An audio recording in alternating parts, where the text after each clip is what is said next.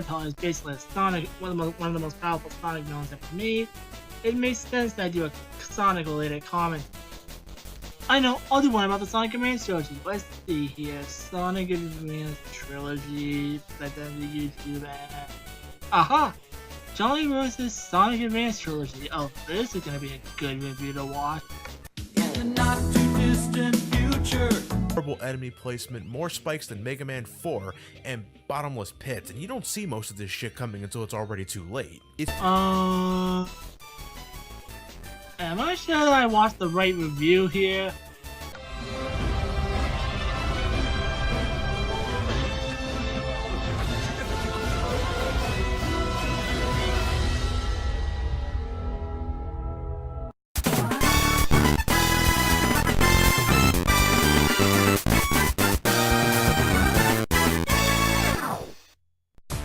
Okay, so this is the heads up. I'm skipping the intro skit to this review because all it does is introduce the collab partner, which admittedly is done better than the Sonic Fire and Ice review.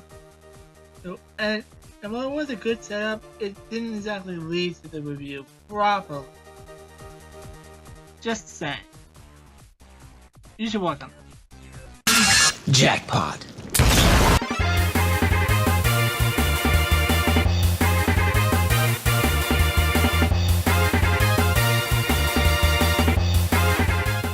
Okay, now we're getting into the stuff you guys are probably more familiar with. Indeed, these are the handheld Sonic games I played the most myself. Though being honest, my total playtime with the Sonic Advance series still pales in comparison to the Genesis games and even some 3D titles. Still, here we are. Aw man, can I just say that 2001 was such a bizarre year for Sega and Nintendo fans. With the Sega Dreamcast going under, the fate of Sonic was left unknown. But starting in December of that year and leading into the early part of next year, the once thought impossible happened. Sonic made his debut on a Nintendo console with the much beloved Sonic Adventure 2 Battle on the GameCube. In fact, it's thanks to this that a lot of Nintendo kids out there were given their first slice of the attitude-filled Blue Hedgehog. And then, an original Sonic title was developed for the newly released Game Boy Advance, Sonic Advance, and the Advance moniker isn't just a marketing ploy. Just look at it. It's fast and frantic. Never have we seen Sonic and company move so fluently in a two-dimensional space. I don't know, they kind of look ugly as shit when moving up slopes or loops. Let me freeze frame that.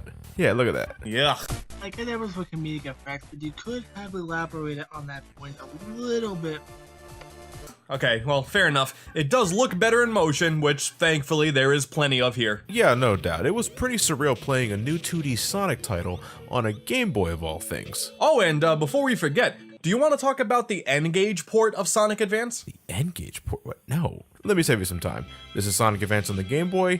This is Sonic Advance on the N-Gage. See the problem? Good, let's move on. I'm not sure if you're on N-Gage or not, Johnny, but here's what an N-Gage actually looks like and sounds like and plays like, thanks to this YouTube video I found, which I will link to in the description below. Good enough.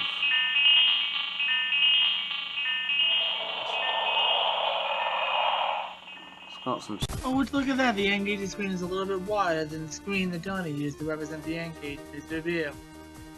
Technical details aside, your reasoning for skipping the N-Gage version just plain baffles me.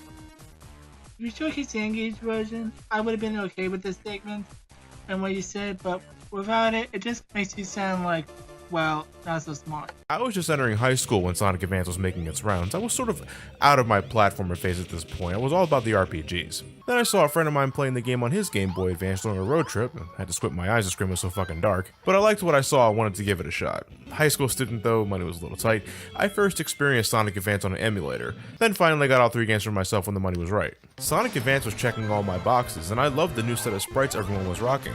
A game that played like the Genesis games, but had the modern aesthetics of 3D Sonic. And unlike say Sonic the Hedgehog 4 Episode 1 or 2, this actually felt like a tried and true 2D Sonic game. There was momentum, I could do a badnik bounce, I could choose between multiple characters, from Sonic, Tails, or Knuckles, and even aiming was a playable choice this time. I don't think highly of her platforming abilities, seeing as she can't roll into a ball or spin dash, but her hammer is the ideal weapon for boss encounters. I agree, but it really hurts that she can't, you know, just jump on enemies like everyone else can. having to use her hammer to mitigate that felt like an unnecessary step to what's otherwise a platformer with simple mechanics. But hey, at least those that love Sonic, Tails, or Knuckles can relish in the fact that they all play exactly how they did in the Genesis games. Like Tails can fly, he can even use his tail swipe from Adventure 1, and Knuckles can glide and climb walls to locate alternate pathways and more hidden stuff. And Sonic Advance is certainly not lacking in terms of classic Sonic level design. There's optional pathways, alternate means to reach the end goal, and in that clip of the Casino Paradise, Act 1 has you literally, as you're on a path straight to the gold ring in that clip. So, I failed to see how there's alternate means to get into the goal. Unless you were describing the earlier clips, in which case there are alternate pathways to reach the gold ring in those clips. But that's me. thanks to the blend of adventure elements, Advance can kinda take a different spin on things. There's grind rails for Sonic to take advantage of, and other types of gimmicks that'll have you bouncing all over the place, reaching its conclusion with an Eggman boss battle at the end of every zone. To a lot of fans, myself included, Sonic Advance was the true Sonic the Hedgehog 4 that was just never called that. It didn't have everything from Sonic 3. For instance, the only elemental shield returning was the electric shield, but you couldn't even double jump with it. It was more like the adventure electric shield. I thought the game looked great, but I wasn't getting much from the music admittedly. Like even now, if you were to play me a track, I wouldn't recognize it unless it was the first stage, the boss battle music, or the special stage. Oh boy. For the record, Johnny, Stage 1 in Sonic Advance is called Neo Green Hill Zone. And there is a memorable track besides the ones you just mentioned. There's also Egg X from Sonic Advance 1's final boss fight known as the Egg X, which I will show.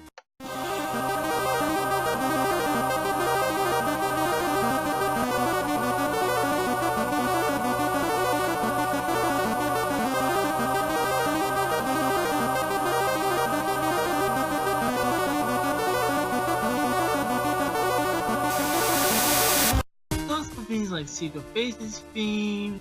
There's also Casino Paradise, Ice Mountain, Egg Rocket Zone, X Zone, need I go on? Any soundtrack is easy to recognize, to be fair to SomecallmeJohnny. Any soundtrack is easy to recognize when the song names are listed on YouTube.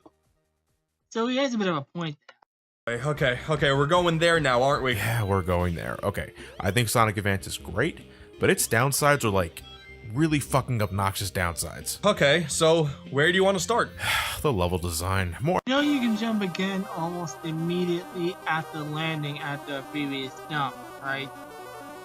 If so, then why didn't you use it to avoid the pop-up spike like the Cosmic Angel stuff? Accurately towards the end of the game. You want to talk about good design mentality just falling off the face of the fucking earth, look no further than the trip through the egg rocket, the penultimate zone in the title. As much as I disliked Wing Fortress from Sonic 2, as much as I didn't like the anti-gravity of Death Egg Zone in Sonic 3, I have never been this bombarded with horrible enemy placement, more spikes than Mega Man 4, and bottomless pits, and you don't see most of this shit coming until it's already too late.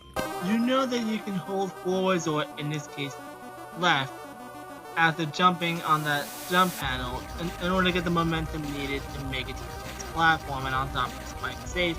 You know that, right? It's severely punishing trial and error. And I have to agree 100%. There's a lot here of what I would consider to be beginner's traps. Okay, in the footage that you just showed at Cosmic Angel, there was a point where you could easily jump in order to make it to the other side. You did not. You pretty much intentionally just let yourself hit the wall and fall into a bottomless pit, without even moving forward or backwards to find another subsequent platform below you. The confirmation bias shown in this footage is clearly obvious. Stuff that you learn to avoid after multiple playthroughs, but make your first experience an irritating slog. But again, that's more towards the end of the adventure at least, when things are, for the most part, expected to get more difficult, but Advance goes a little overboard, and the end result is a rather tiresome endgame. And the special stages.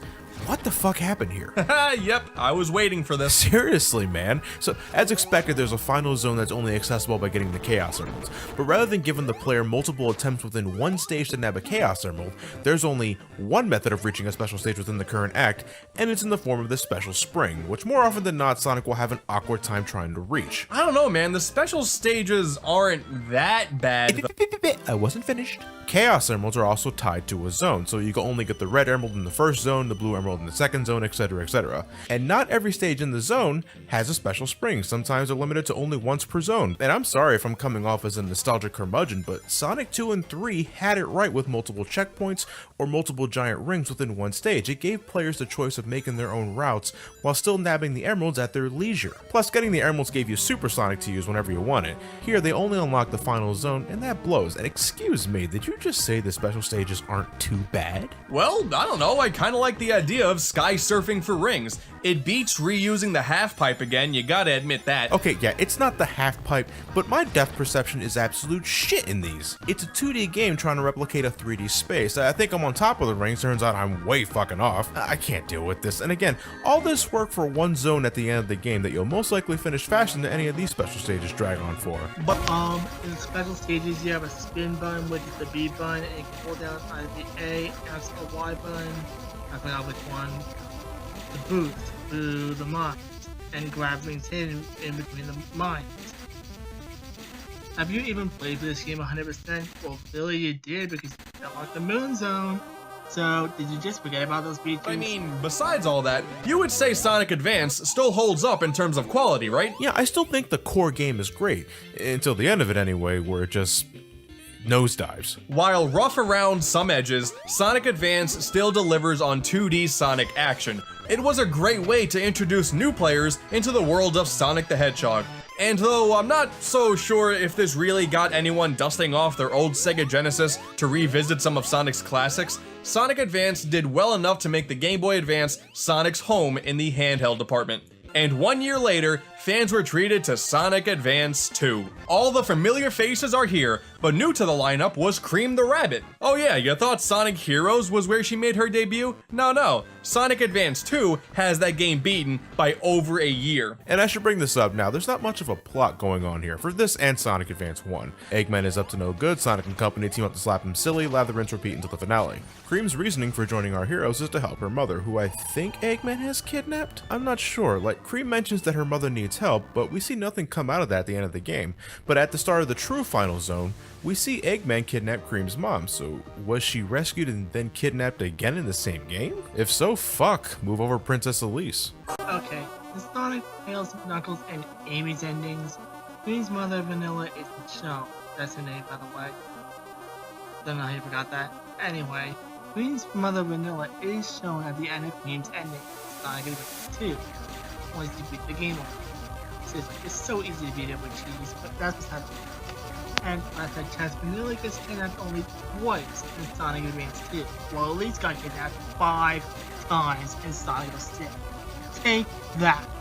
Cream the Rabbit, I mean, what do you really say about her? She's pretty much a better Tails. She can fly for a bit, she packs in the speed, and she carries a weapon of mass destruction. Say what? Oh, sorry, I mean Cheese. Cheese, her Chow companion. Oh, I thought you meant like a tactical nuke, I mean Jesus. Well, I mean, not entirely wrong. For Eggman, it might as well be, because Cheese just decimates boss fights. And to some, that's a great thing, because in Sonic Advance 2, almost every encounter with Eggman is like an auto-scroller, where you're constantly giving chase to the mad scientist. You can't deny that there's an element of energy to these encounters. At the same time, it kind of makes the fights feel a little samey. You wait for an opening, then you hold right and hope you connect the hit, otherwise you get hit, fall backwards, and try again. And this boss right here in the ice zone is full of that shit. Oh, can I stand on these explosions too? No, of course not, because that'd be fucking stupid. And who's the genius that made this hand and sky cannon a one-hit kill? But the constant movement is just one part of the major change of Sonic Advance 2. They've ramped up the speed tremendously this time, and this was at a time before the boost function was even a thing. By collecting rings and keeping the speed constant, Sonic and friends will enter a boost state, signified by the flashy after images. You move even faster, it looks cool as hell. It's honestly one of the most rewarding things about Advance 2, keeping the speed going. It kinda takes me back to that sense of flow that I enjoyed so much in the Genesis games. You didn't go this fast, mind you, but maintaining that constant movement was a reward for me playing well, and I really get that again with this game. Speed has taken precedence over platforming this time. I mean, there's still platforming, but it's severely undermined by the constant speed. I agree that it's exhilarating, but it does sort of water down the level design to a degree. Like, what's the difference between Leaf Forest or something like Hot Crater? Odds are it's the graphic design and that's about it. But Besides graphics, the levels have different soundtracks, different themes, different enemies. Just saying, there's more than one difference besides graphical quality that differentiates one level from another. Like say, Leaf Forest the Hot Crater for example. Leaf Forest has a forest background. Hot Crater has a volcano background. Both have different level features, for different badness, or for different environmental hazards to deal with. Just saying. Jackpot. Special stages this time around are accessed by collecting 7 special rings in each stage. Jesus Christ, 7 of those sons of bitches. Yeah, 7. And in a game where you're not encouraged at all to explore your surroundings, with it also being impossible to backtrack at all at many points. You are going to go through many hurdles and loops just for one attempt at a special stage. And in all fairness, the special stages are a bit of a joke. These are some of the easiest I ever played in a Sonic game. The challenge was clearly just getting to this point, but that challenge is still pretty fucking horseshit. Going for the rings not only causes me to play the game in a way I don't think it was meant to be played, but it also forces me to limit my routes in a series where one of the best things about it was the expansive level design. But now I have to memorize what's here or over there, to know when to take the top path, the bottom path, all that shit, just to get one part of a means to access a special stage at the end of the level. It's the fucking worst. I never go for the special rings in Sonic Advance 2. I just could not fucking care, and that's a damn shame because I think the true final boss with Super Sonic is great. It's the standard Super Sonic in space battle, but I love the design of the boss, and oh, this fucking music is so good. If you couldn't bring yourself to care for collecting the special rings and the Chaos Emeralds by extension, then why did you show True Area 53 in the cutscene leading into and after the fight, as well as the cutscene after the fight? Why did you show those scenes and the battle if you couldn't bring yourself to care about the special rings? For completion's sake? Give me a freaking break. I can never get enough of this moment when Sonic transforms. It just feels right.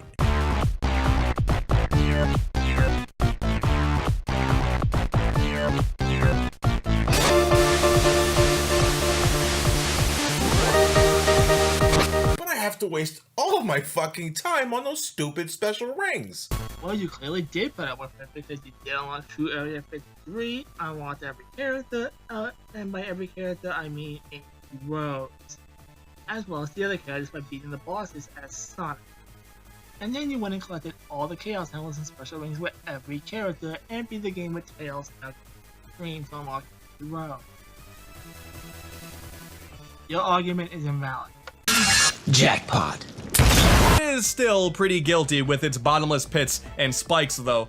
And again you run straight into an easily avoidable wall and therefore an easily avoidable bottomless pit by refusing to jump at the exact proper moment to avoid that bottomless pit. Did you even play this game to 100% completion, Antude? Because Johnny sure did. I don't think to the degree of Sonic Advance 1, at least it didn't feel like that anyway. But I could go back to this one, no problem, and just have fun blast processing my way through all of the zones with Sonic, Tails, Knuckles, Cream, or even Amy.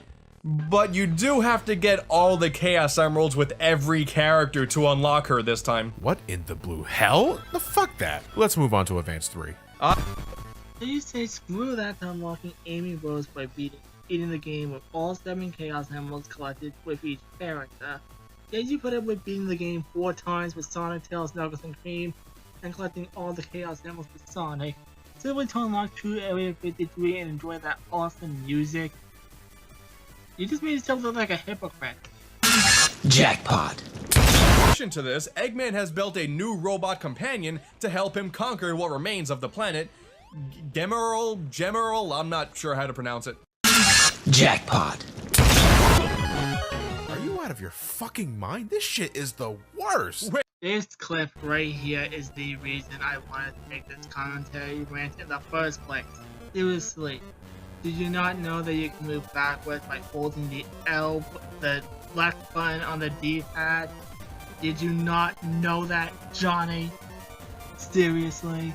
To compound the issue, that tone of it in his voice right there says, I hate the game because I suck at it. That argument is so cliche. Jackpot. But what does any of that mean with some of the worst level design I've ever seen in a Sonic game? Whoa, okay. Man, I'm not fucking kidding. This game wants to skewer you with spikes, get crushed all the fucking time, and have you run into some of the most horrible enemy formations I haven't seen since Mega Man in Base. Whoa, whoa, whoa, whoa, hold up a minute there, Johnny. You are seriously gonna compare Sonic Advance 3's enemy placement to Mega Man and Base? Are you serious? Did you not happen to know that you can also go into a spinball while rolling up a platform? It would make avoiding enemies easier. And again, you get crushed by platforms that you can dodge by moving left! Also, I will be skipping straight to Johnny's next point about the level design being absolutely terrible, because up until that point, there's nothing of critique for me to say, because Ant Dude nails it perfectly. Good job again, Ant Dude. I think would mean more if this level design wasn't so shit. This game doesn't believe in high ring counts, and some areas are completely blocked off unless you have a certain team combination, so that's pretty limiting. And the control, man, that's so important to me, and they managed to fuck that up. Fuck this, man. Fuck this fucking shit up. What the? I didn't turn on sensor mode. Yeah, that was me. You need to calm down a bit there, buddy. Don't touch my audio effects. Come on, man. Advance 3 isn't that Oh, bad. so that's where that platform on Death Glitch came from. It didn't come from Sonic. It originated in this game. All seriousness though, Ant Dude is right again. Johnny needs to calm down.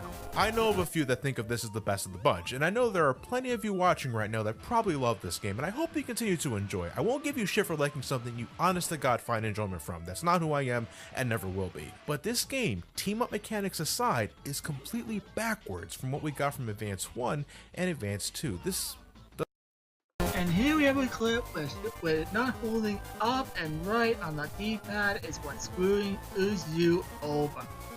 Good job, Johnny. Good job. You surely are a professional Sonic tuber. Good job. And here we have a clip where not holding up and right on the D-pad is what screws you over. Good job, Johnny. Good job. You surely are a professional Sonic tuber. Good job. Also, I'm just going to switch to the final boss because, well, they're going to switch to their final boss. I don't feel this is the commentary.